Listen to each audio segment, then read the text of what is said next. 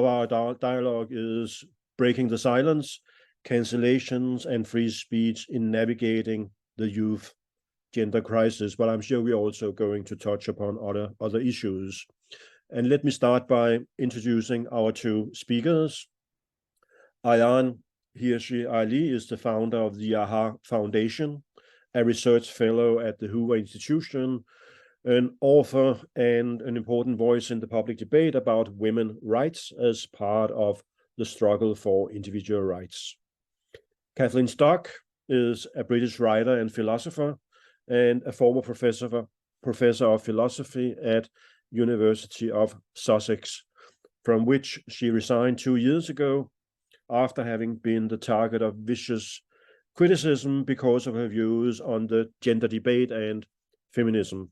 The controversy was partly triggered by Kathleen Stock's 2021 book and bestseller, in fact, Material Girls: Why Reality Matters for Feminism.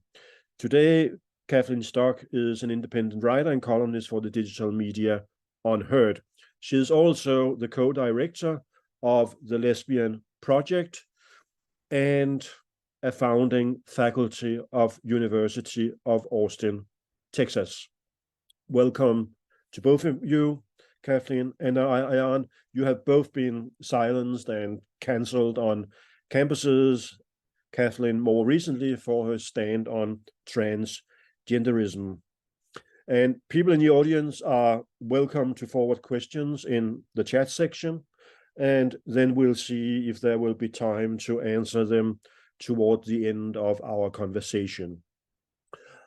Ayaan, let me ask you first, what is the debate about gender identity really about, and why do you think it's important?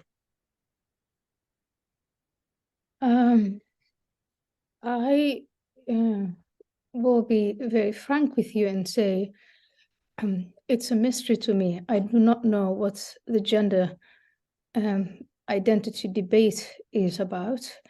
What do you mean by that?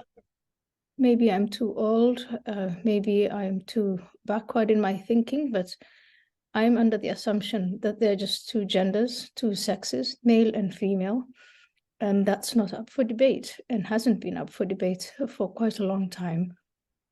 And so I have no empirical evidence before me that suggests that we should have a debate between what is binary, really, that there is a male and a female. And I think Kathleen knows this story better than me. But yes, there is a conversation about what people identify as. And I think that there is a demand coming from the activists that we accept, that we shift the conversation away from what people identify as or choose to identify as, and suspend reality and accept their vision of reality, which is that there aren't two genders, there are multiple genders, perhaps an infinite number of genders, but I'm not there yet. Mm-hmm. And what do you think, Kathleen? What is it about and why is it important? If it is important, of course.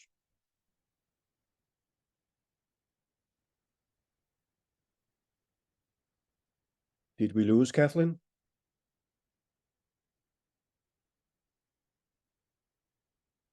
Kathleen, you're muted. Sorry, I'm very sorry. Hey, did you hear my question? Yes, I did. I heard all of it. Sorry about that. I'm muted. Yeah, so it's what I was saying was it's important to understand this debate because it's being used to demolish women's rights. And I agree with Ayaan that there's only two sexes, but this word gender is used in all sorts of different ways, and that's part of the problem, that sometimes it's used to refer to sex and sometimes it's used to refer to social stereotypes around sex, things like what used to be called masculinity and femininity, understood as culturally produced because it differs from culture to culture and history and period of history to period of history. And then more latterly, it's now this thing inside you, a gender identity.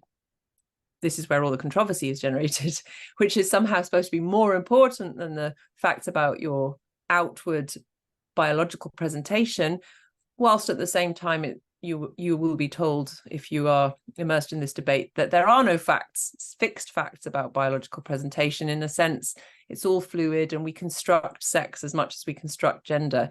So there's a lot of bad philosophy around here, but essentially, yes, there's only two sexes. And when it comes to women's rights, the most important thing is whether you're of the female sex or the male sex, and what follows from that socially. And that's the sort of thing we're not supposed to be able to talk about anymore, according to this new set of ideas. But not here. I want to add, Fleming, I want to add one more thing, which is the conversation about, individuals identifying as the opposite sex. For a long time was a medical conversation. It was individuals, children with gender dysphoria, and that was within the medical realm, and it wasn't just in the general public realm, and that has now come in. And then other than that, I really would like to continue the conversation in terms of what the impact that it has on women's rights, and the censorship, the stifling out of debates, the give or take, either accept, as we order you to accept that all these things, these fluid things exist, or you are, the names that they use, that you'll be silenced and cancelled and called very bad names like TERF. And what's your take, Kathleen, here? Say that, what's the question, sorry? What's your take here? Well, Ayaan said that she wanted to continue the conversation in the context of censorship, cancellation, of the points of view that you are promoting in the public debate. Well, what is one of the fundamental mantras of the transactivist movement is trans women are women, and then also trans men are men. And that was when that, and this was a campaigning slogan that saturated British universities and British institutions in 2015 because of their links to an activist organization called Stonewall, which is a bit like your AHRC or your GLAAD in the US. So trans women are women, and it would be added no debate, meant that you had to say that. You couldn't say trans women are men. And at the same time, it was being emphasized that you didn't need any medical intervention. You didn't need anything other than an act of speech or thought. Even you feel like a woman as a male or as someone designated male, then you are a woman. You're a trans woman, which means you're a woman. So and then that accesses all these different rights, allegedly. So now that you feel like a woman, and that means you are a woman, you can now enter into the women-only changing room, or the women-only sports team, or the women's university halls of residence, or the prison. If you're convicted of a crime, you can say on the way to sentencing, I am a woman, and you can go to a women's prison. And if that all sounds far-fetched, I'm afraid it's true. Sadly, there are male rapists, ungenitally reconstructed rapists in women's prisons, living in close quarters with women prisoners. So that's how it impacts on both speech and women's rights, because there's an enormous amount of energy dedicated to getting people like me and Ayaan to stop saying what I'm afraid I think is literally true, which is trans women are men, not women, because that just exposes the whole charade for what it is. It's the emperor's new clothes. Of course, nothing changes because you say, I feel like a woman, you're still a man. So so that most of the censorship comes around the act of misgendering, for instance, which is actually accurately sexing, and it's something we've done for millennia, correct, and we need to, because that's how we recognize the opposite sex, which is quite important for sexual reproduction. And data collection is supposed to follow gender identity, not sex. So we're losing sight of all sorts of important information about how women and men relate to each other in institutions and their progress and their outcomes. In the criminal justice system in Britain, the number of female rapists has shot up, and it's because men are saying they're women and being recorded. So these are being recorded as women's crimes. I know, again, I have to stress, it sounds so grotesque and so bizarre if you're not living it, but I'm afraid it is true. And it's all going through because of this kind of mind befuddling mantra, trans women are women. And in addition to that, there's also the impact on children. Yes. Yes, and the sort of irreversible damage, as Abigail Schreier titled her book, where young people as young as now 8, 9, 10 years old, diagnosed with gender dysphoria, that they can in fact go to medical institutions and undergo these very radical treatments, and part of those treatments are mutilations, removing body parts, breasts, the penis, etc. Just really horrible surgery. And for many of these young people, what you see is that later on in life, they regret having undergone that. And we, the onlookers, the grown-ups, are silenced. We are told you cannot have a say in that. You cannot stand up for children's rights because of this gender ideology. Yeah, I mean, that's another aspect that is horrifying about this. And actually, when you think about it, I mean, this is a set of basically incoherent ideas all shoved together, because on the one hand, we're being told at the adult end of the spectrum, you don't need to have any surgery or take drugs. It's just your identity that gives you the right to go into all these spaces and access these resources. But for some reason, for children, it becomes enormously important, according to these people, to give puberty blockers, which are a kind of very invasive, brain-altering drug which suppress certain kinds of hormones and means that you don't go into full puberty, but that has its effects on the body, probably irreversible, don't really know, but I mean, we should at least know before we use them. And then there's also cross-sex hormones. So boys have been given estrogen, girls have been given testosterone, and that's going on at earlier and earlier ages, particularly in the States, because doesn't seem to be as regulated as even as it is in the UK, for instance, and it's not that well regulated here. And then there are mastectomies, which are redesignated as top surgery, which is a very ambiguous term, but it's a radical double mastectomy. And it can happen in the States, you know, I think even under the age of 16, there are cases.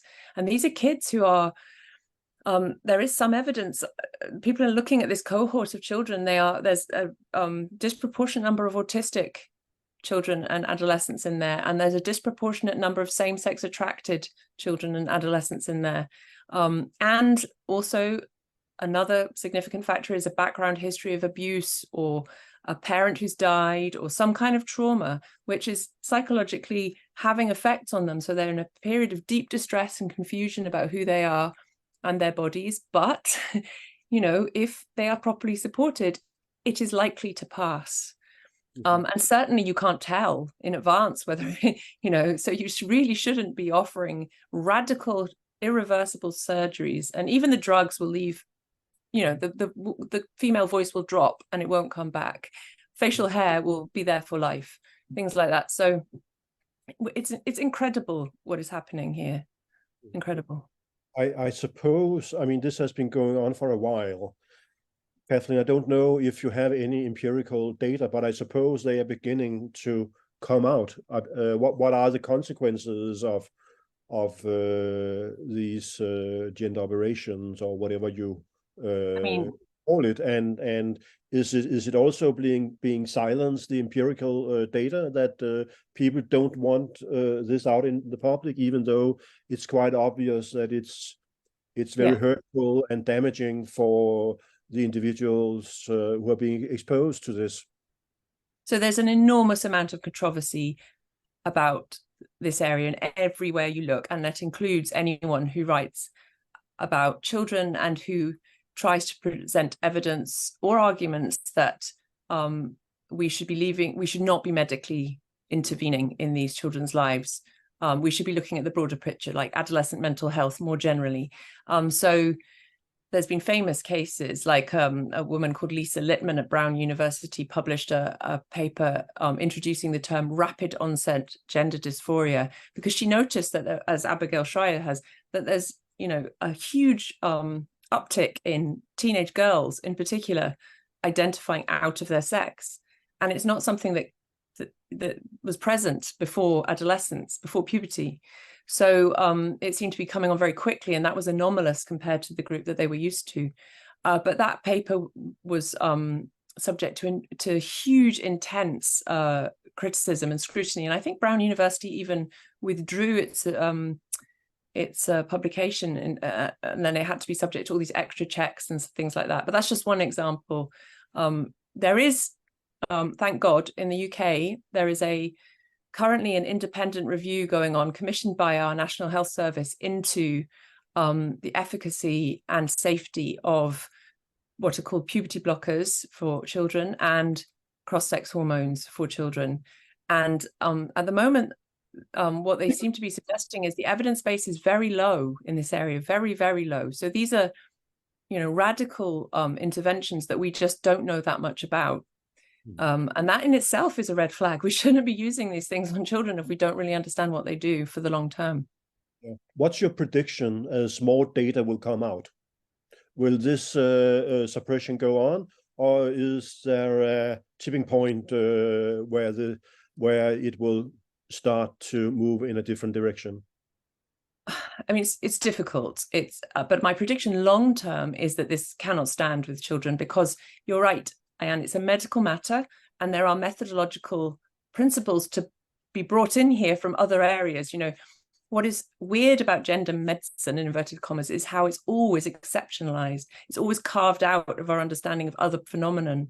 So as soon as a child says she has an incongruent gender identity, people sort of forget to look at what's systemically going on for this child. You know, what's going on in the home, what's going on in her past, is she same-sex attracted, is she autistic?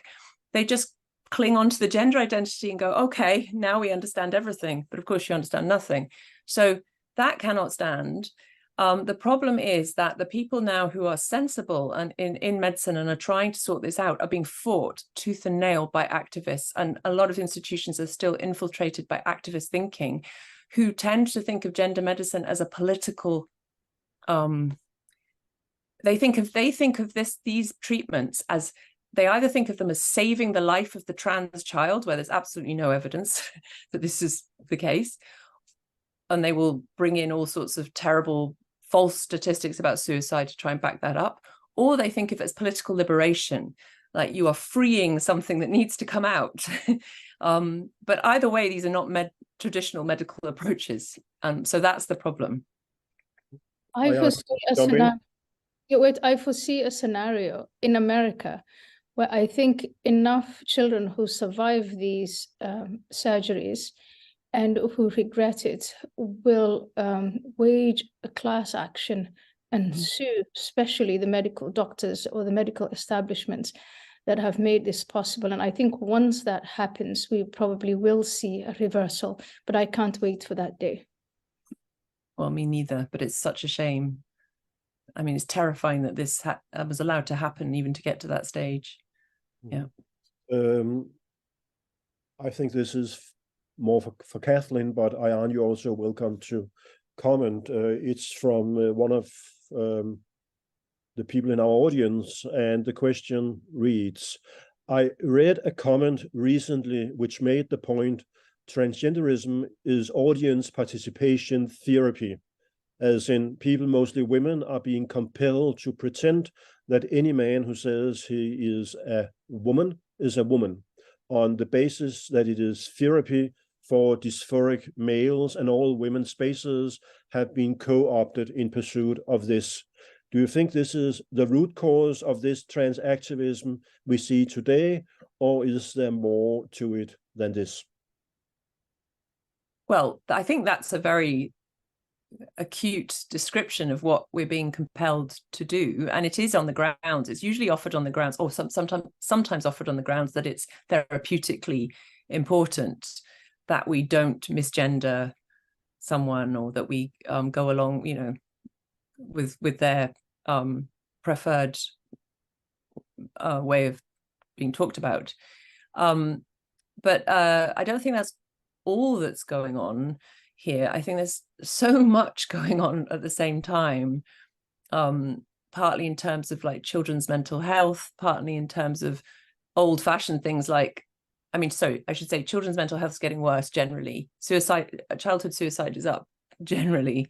Again, that's never, so all these claims about the suicidality of trans children are never, by trans activists, are never looked in their context, which is that teenage girls are falling apart generally. That's one aspect, but then there's also just, misogyny on the left. It's a really, really convenient way for people on the left to express their hatred of women, I'm afraid. I'm not saying they all do, but I mean, there are obviously some men that hate women, but if they're on the left, they have to find an acceptable form, and this is definitely an acceptable form. I was at a conference in Glasgow on Saturday, a conference that had speakers from all over the world about FGM, about surrogacy, about prostitution. I mean, really, it was all meat and drink women's stuff. And there was trans activists outside, draped in trans flags, shouting "F you" at us as we went in, because they can, and they don't like us. So there's that, and then there's also lots of other things too, including lots of money that's behind this. I'm afraid, charitable foundations are pushing this through institutions. Ayaan, you want to jump in? Yeah, I just think I see it also as a part of a constellation of postmodernist ideas that have morphed into ideologies that are waging an assault on objective reality. And you see this in different areas. I think if you take together critical race theory, intersectionality, these ideas about reality as something that's constructed and not something that's objective, and that the political aspect of gender ideology is really about part and parcel of that. And I find it difficult to separate it from that, because once you separate it from that, then you see, here we are now talking about, a subject in medical science. I feel a great deal of compassion and empathy for individuals who are suffering gender dysphoria. I don't want to pretend that I understand it. I don't understand it. But like any kind of mental health problem, I feel a great deal of compassion for the individual who's going through that and for their family, and a great deal of anger that there is this activism that's hijacking these people's suffering and using that as a political tool to gain power, and then to impose all of these, in my view, very nutty ideas on us and force us to deny the reality that we see. Kathleen, some years ago, I read Mary Eberstadt's book, I think Primal Scream, about identity politics. And even though this is not, this is broader, and I listened to a podcast where you said that as far as you are observing these communities, these people are very unhappy. And I don't know if it's the case in the UK, but in the US, I mean, families are, being torn apart, and the data says that in fact, young people who are growing up today, they don't know the members of their family. They're not able to mirror themselves in close relatives because they're simply not present in their lives. And so this hunt for an identity or for a new sense of who I am plays into this. Yes, I mean, so we're talking about young trans activists, I take it right now. See, there's one thing about this so-called movement is there's all these different factions. There's sort of middle-aged men who've been cross-dressing for years, and and then there's young actually mostly women who are very politically engaged, and they act together as if in tandem, but I think they're coming from very different places. But generally speaking, you know, I don't want to make vast generalizations about youth, but I do think the data does seem to show that mental health is declining in adolescent populations.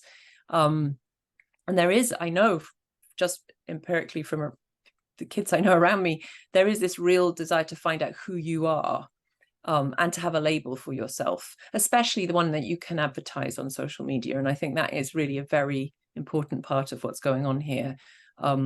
Being able to redefine yourself online with no real-time feedback of, you know, that you're getting from real people. You're just getting validation, adulation, lots of likes, and it feels good. You know, and it could be a short-term high, especially when your mother's telling you to do your homework or whatever, you know, or you're finding real relationships with real people difficult. And quite a lot of trans-identified adolescents do find, I'm told, you know, friendships difficult until they say they're trans-identified, and then suddenly they become cool in their school or something. So why wouldn't you? You know, I'm pretty sure I'd have gone for this myself. I wasn't very cool. I was very awkward and miserable too. So I can see why it's happening in that respect. But that's got nothing to do, like, as I say, with the middle-aged men who want to wear their wives' underwear or whatever. That's what's so grotesque about it, or pushing all this together and saying it's the same thing. There is a question here. I'm not sure that I understand it myself, but I'm sure that you do. Good morning. Both of you helped me to deprogram my daughter from the cult of T. I think we use the FGM language for the destruction of female bodies by the T, and then a question mark. Well, Ayaan, what do you think about that one? I don't know. I'll think. Okay, so you don't understand the question either. Well, is it, I mean, should we use the language of FGM to what is FGM? Female genital. Okay, yeah. Female genital mutilation.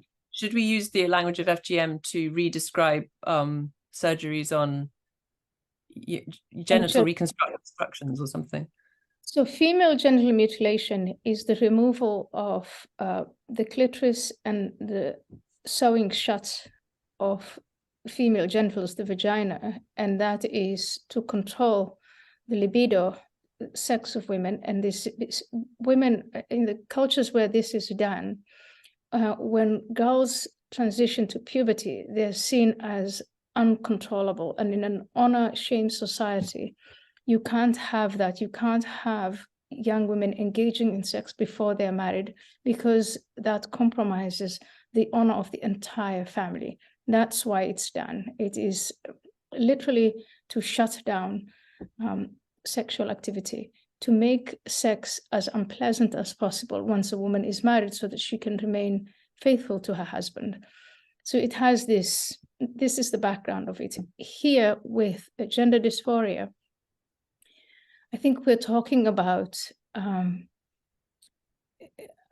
I hate, you know, I'm watching my language as much as I possibly can, but a person who's born female or a person who's born male is saying that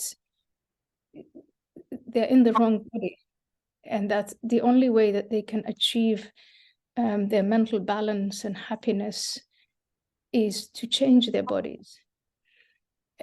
And what follows after the hormonal treatment in some cases is mutilation, and mutilation has the same impact often, where the sexual enjoyment is curtailed, you know, fertility is affected. They have long-term health problems, and very often, I think, Kathleen, you know this better than me, but I hear that once these process is begun of change, it doesn't lead to the desired happiness. It leads to a great deal of unhappiness and often suicide. Well, so, I think about often. I think we should be careful, but I think it's not It's certainly not the utopian past dreams that is presented by transactivists. Let's say that. Of course it isn't. It's probably variable. I do know some happy trans people, of course, but I also know some unhappy detransitioners who really regret the decisions they made or were made for them, really. Even, you know, they weren't really in a position to. Yeah, I think where you could say there is a similarity is in terms of being a minor. So female genital mutilation is not, that's not what it's called in Somalia, where I come from. It's called a purification ritual. It's something that's supposed to uplift you and enhance you.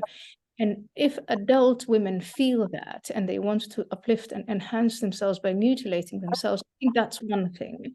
And as a classical liberal, I'll say that is your choice and you pursue your happiness.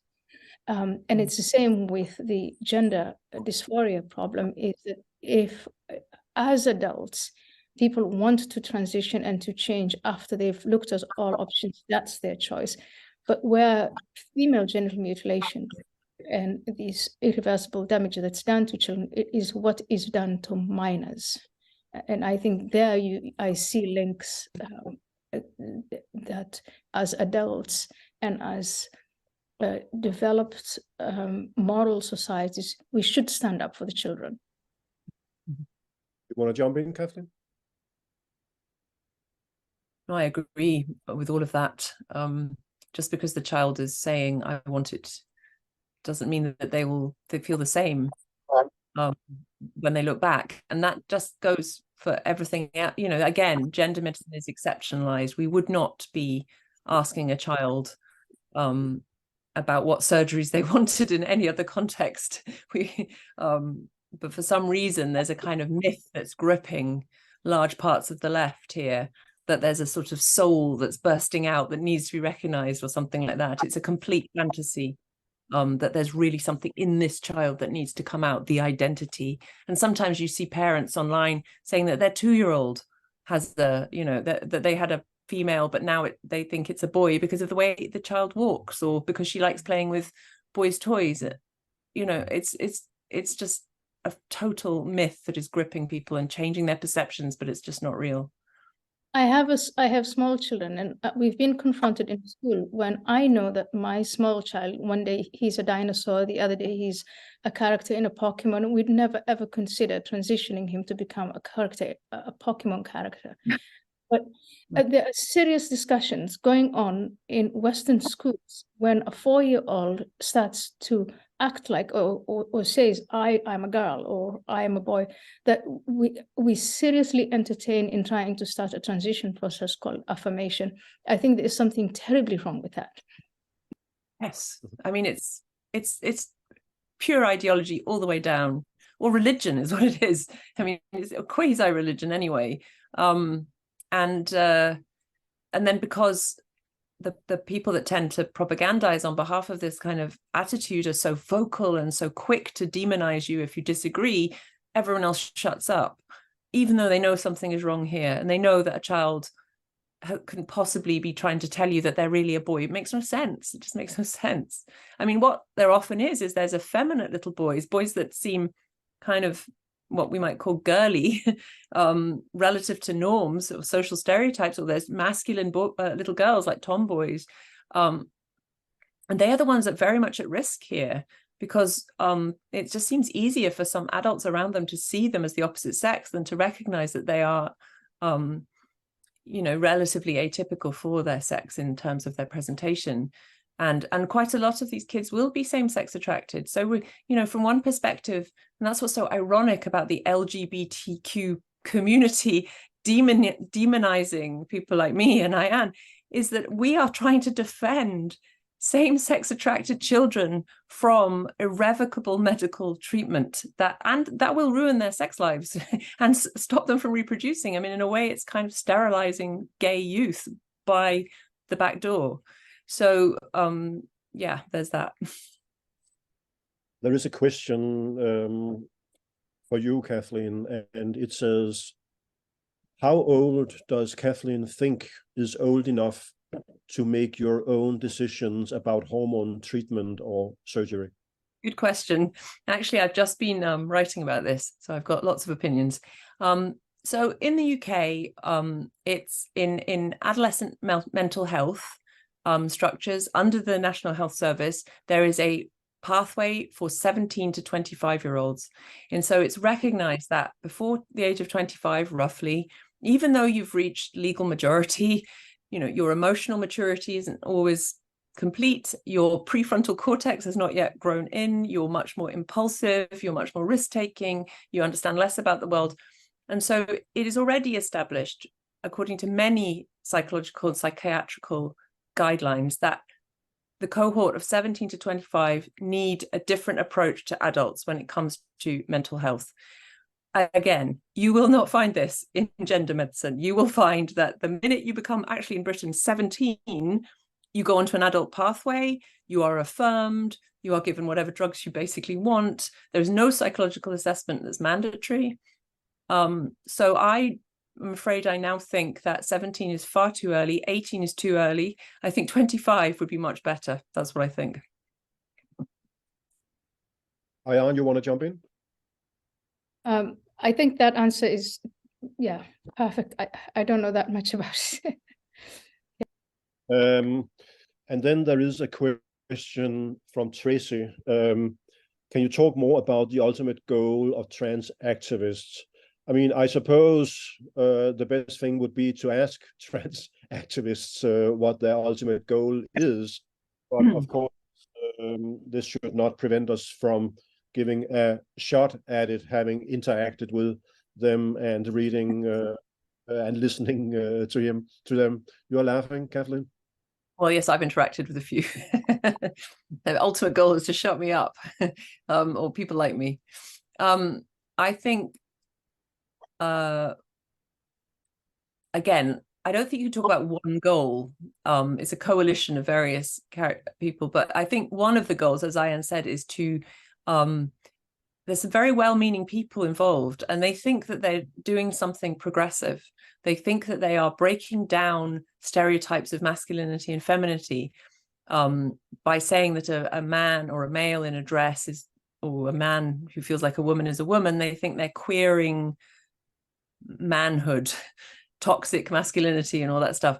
To me, it makes no sense. In fact, I think they are perpetuating stereotypes, because they're basically saying that a kind of lipstick and flowery dress makes you a woman. And I'm not, you know, I'm a woman and who doesn't do any of that.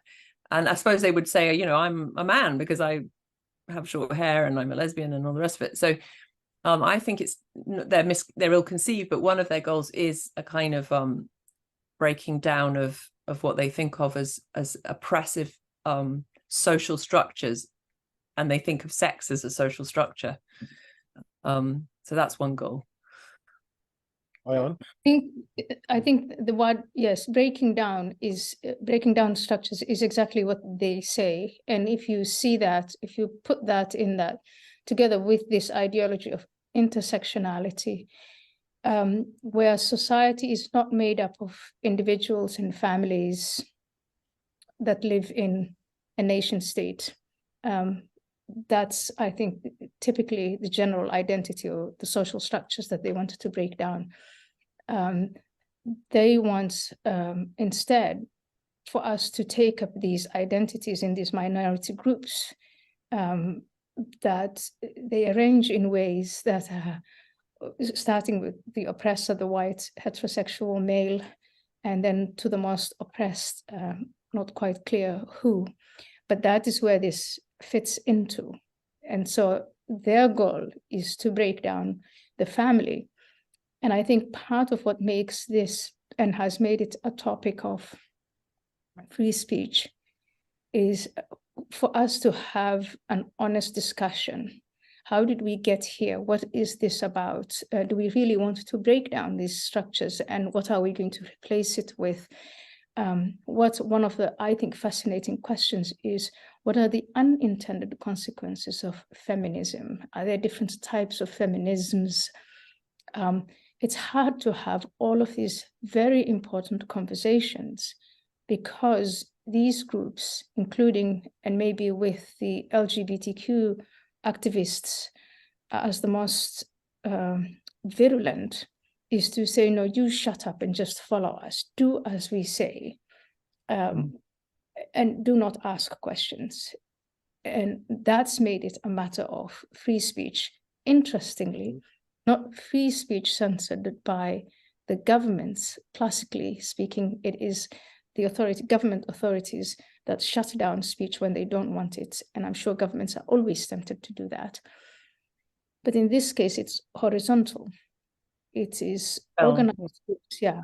Go on, Kathleen. I was going to say it's horizontal, definitely horizontal, but actually it's also top down in the UK, because there are various precedents for police coming into your house if you've misgendered someone on Twitter and things like that. So it's actually becoming part of policy and law as well, which is terrifying. But it's yes, terrifying because they've organized themselves along these non-governmental organizations and activists that then present the administrative part of government with guidances and guidelines and rules that are implemented before we've had any discussions in Congress or in Parliament.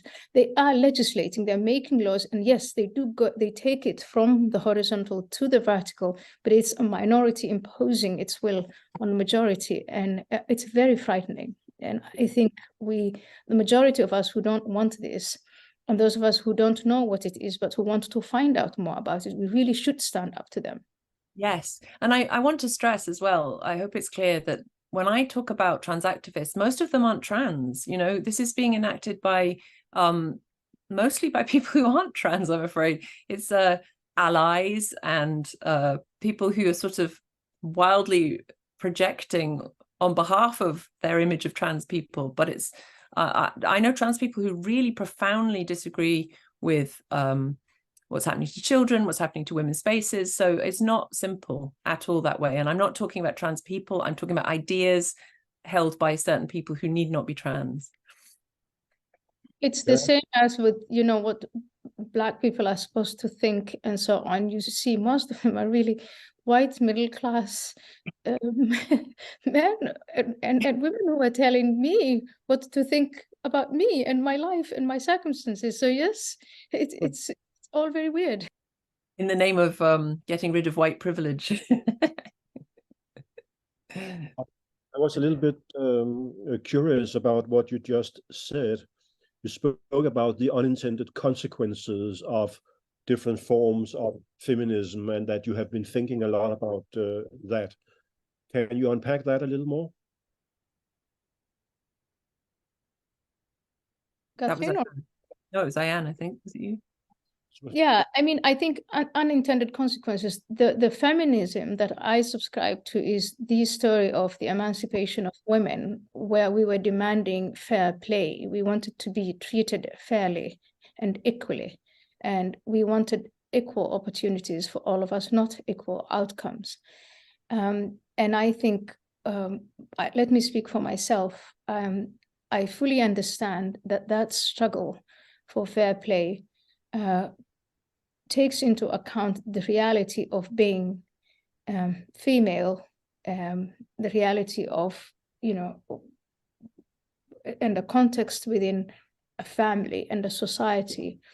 And I think what we are seeing as the unintended consequence is, on the one hand, I find this very Western-centered, is an organized anger against men, not let's collaborate with men to improve the position of women, but let's fight men to the death. So the man becomes the enemy.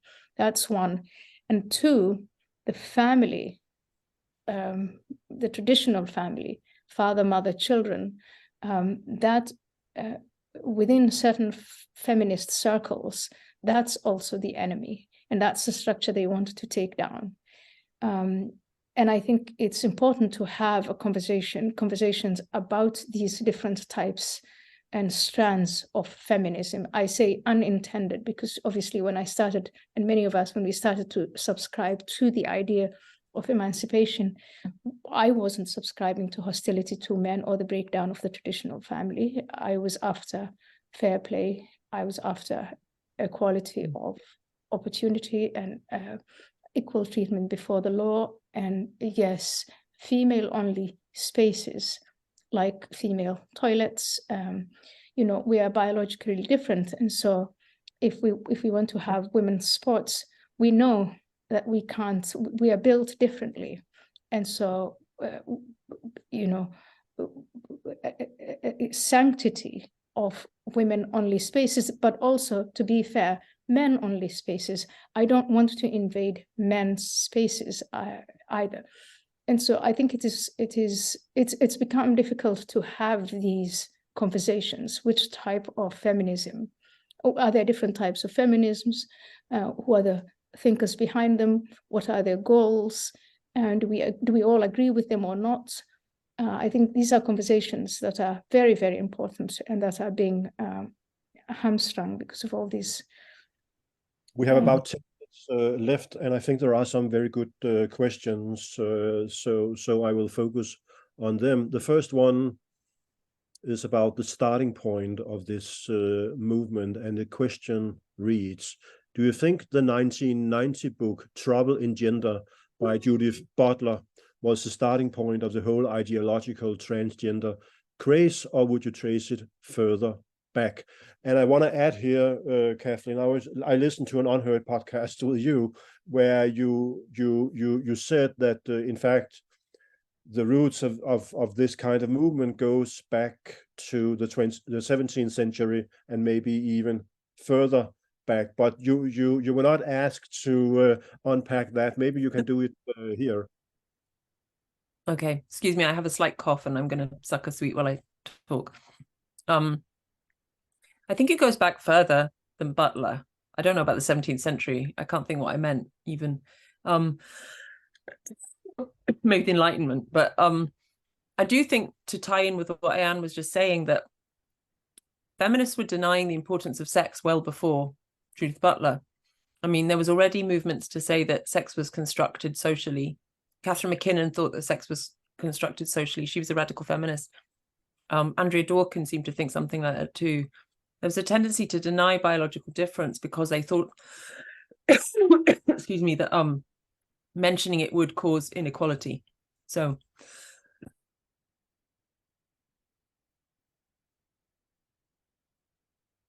I think you just move on to Ayaan for a minute, if that's okay. Ayaan? Yeah, I mean, I think to continue on that, we want to have voting rights, we want to have access to higher education, we want to have, if we so wish, to follow career paths,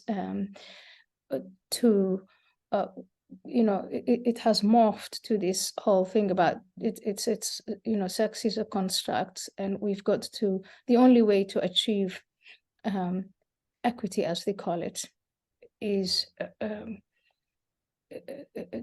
to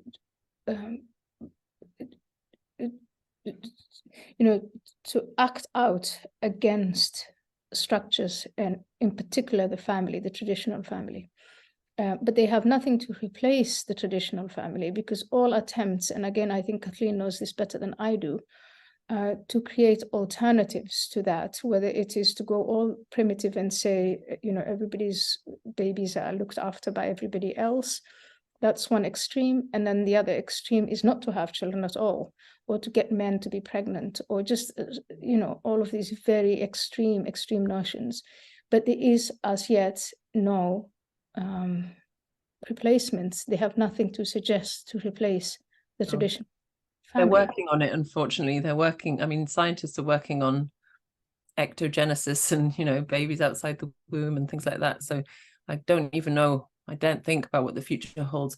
I think I want to slightly differ from you, Ayaan, though. When you say they want to disrupt the family or they want to destroy the family, I don't really know who the they is there, because I think I do know one group that do, and that's be sort of very pseudo-radical academics who see themselves on the left, although I don't know how, because they're radically individualist, and they do, they explicitly write books about exploding the nuclear family and destroying that social structure. What I also think is true is that probably, unconsciously, our society does not like families. Western society these days does not like families. And I think that's partly to do with the emphasis on the individual that comes from the Enlightenment, the emphasis on things like reason rather than emotion, things like the will and the intellect rather than the caring and empathy. But families are obviously extremely important to most people, including trans people. I don't want to get into this kind of caricatural idea that, they're all anti-family. That's not true. I think unconsciously, we're all in the West anyway, in a bit of a dilemma about the status of the family as it interacts with capitalism, which is making huge inroads on the family. So capitalism is destroying families, I think. I think it's or at least it's not helping. And in Britain we have maternity leave, significant amounts of maternity leave for mothers, new mothers. But I believe in the States that's not a given. For example, you have to get back into the workplace. You have to be economically productive. That's no good for families. So I think the guilt is shared, let's say. Yes. And by the way, sorry, I also want to emphasize that when I say they, I mean minorities and the fringe and extreme groups. I have delved into, and I'm still finding out as much as I can about the movement Black Lives Matter. Okay. They do have, indeed, theirs is a very, I'd say, very clear, radical, we have to abolish the nuclear family. And some of the feminist accounts or feminists that they say support them. But I didn't, feminism in general. Oh, no. And there is a historical precedent, like Shulamith Firestone, a radical feminist from the 70s. It was very influential. She wanted to destroy the nuclear family. She thought of it as oppressive. She thought that we should all be using technology to mediate reproduction, if possible, growing our babies in test tubes or incubators or whatever, sharing the care, completely disrupting all the established social relationships. So yeah, there's definitely a precedent for that in feminism, but there's also a feminism of care, which focuses on biology and family and sharing and so on. Yeah, so. And that is the feminism. I think that is the general feminism, that the good feminism, the positive feminism. But the point I want to make is that for us to discuss these offshoots, these outgrowths of feminism that have gone, that are warped, we do need, again, to fight for the freedom of speech, because we're being silenced. I mean, to hold other ideas is to be not a feminist. And so we need some form of unity amongst the sane, those who are invested in the emancipation of women, which is very, very important. There are people here asking for practical advice, and I think there's a lot of people out there who have to deal with these issues, and sitting in in a school meeting or these issues come up. How do you reply? And there is a question from Laura.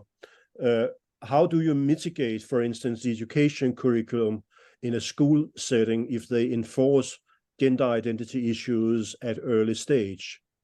Meaning, I'm happy with sex education in school, but I'm worried about how school would subtly enforce genderism.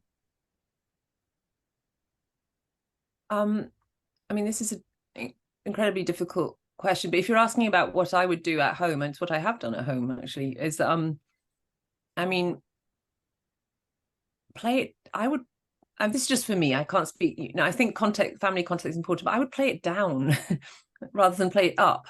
Make it, instead of becoming a very serious matter that a child can now start battling you about, I would just be sort of lightheartedly dismissive and say, I mean, in my child's school, there was a non-binary teaching assistant. They weren't allowed to call them miss. They would get order marks if they misgendered them and stuff. But, the kids mostly thought it was ridiculous. And I think we should remember that most children will find this ridiculous because they've got eyes. So if, but I just don't want to, I would be averse to kind of giving it any more kind of meaning than it already is being given by the other side. It's sort of like, it's silliness, it's adult silliness is what it is, imposed on children. So I don't know that that's a very satisfying answer when you're faced with it and it's your child who's susceptible. You have a reply, Ayaan? My child said once he was confronted with this at school that he identified as a pizza. And that is, I think, the humorous, the downplaying part of it. But what I would say is, as parents, if you are interested in what's going on in your child's life, you know, day to day, then you will be able to mitigate any damage that that sort of unwanted and not, I don't want to call it education because it's not education, but indoctrination would do at school. Unfortunately, because many mothers work away from home and don't get a chance to spend as much time as they would like with their kids, they can be confronted with children seeking attention, and that attention seeking, and then the peer group pressure. And before you know it, a child is saying, I identify differently. And then you can just, you know. So I think it's a very serious problem that's going on among families, and it is, and it's going on in school, and perhaps connecting with other parents, you know. Sorry, I was just going to say that my answer was to someone who I took it to be worried about the general effect on their young child before anything had happened. But if your child or adolescent is trans-identified, that's a whole different conversation. At that point, you can't really just dismiss it as adult silliness anymore. There's something else going on that really needs to be thought about carefully. But there is a great book that's just come out, written by Sasha Ayad, Stella O'Malley, and Lisa Marciano, all of them very sensible psychotherapists who've worked extensively with this cohort of adolescents.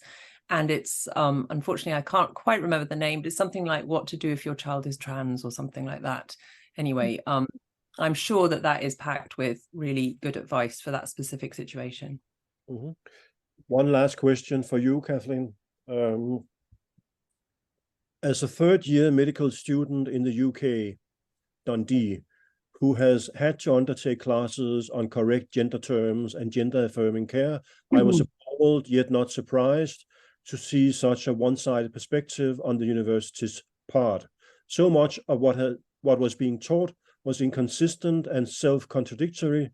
That is, GID is not a mental health disorder, yet we take such radical permanent steps to both medically and surgically treat it.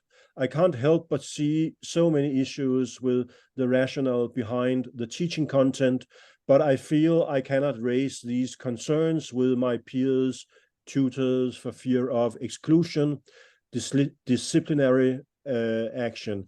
Do you have any advice? I suppose this is to both of you. Well, I totally agree with you that it's irrational, and particularly the thing you just identified. I'm absolutely positive that there are peers on your course that feel the same. It's just how to identify them is the question. Just gentle exploration over a drink, and I mean, quite often two people realize they think the same and they feel so relieved, and then they can discuss it. But I'm sure there are people that feel the same as you. I mean, as for raising it, I'm all for free speech, but I also am aware that if you're a junior person, there can be costs, and I don't know. You've got to do a cost benefit analysis. Like, what would you be getting out of raising this with a senior person? If they're just teaching you the National Health Service adult service specification or something that they can't change either, I'm not sure that it's going to be worth it to raise it with them. But if you think that there's something that you can change realistically, then why not go for it? I mean, and join the Free Speech Union because they'll have your back if it all goes wrong. I'm definitely for, yes, organize, find other like-minded people, but I don't think an institution that is teaching you blatant falsehoods is an institution that you want to stay in. Well, he or she might not have a choice. I don't know. There's money involved. I think we should be. Yeah. Thank you so much to Ayaan and Kathleen. And I mean, I can see that, in fact, participants have been staying online for the full hour. I think we began at around 99 and 95 people are still online. And I can also see in the chat that people are very engaged. It's very clear that people are very interested in these issues. And my apologies to people in the audience whose questions we didn't have the time to ask. So once again, thank you to you, Kathleen and Ayaan, for a fantastic and a very enlightening conversation. This webinar was brought to you by the AHA Foundation. And if you like what we are doing here, please check out the website and consider making a donation.